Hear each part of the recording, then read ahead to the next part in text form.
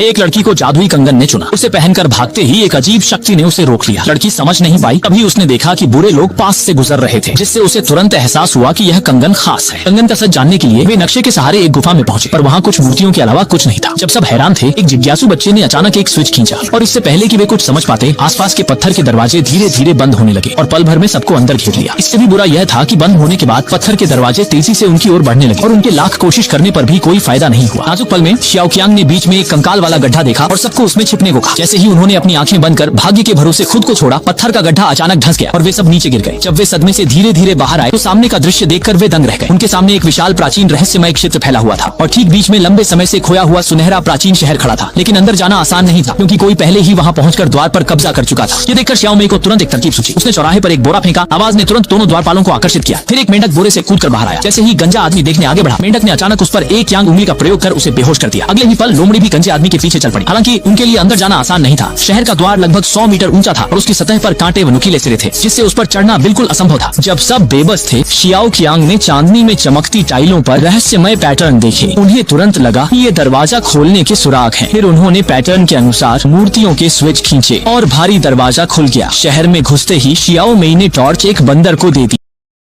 小红书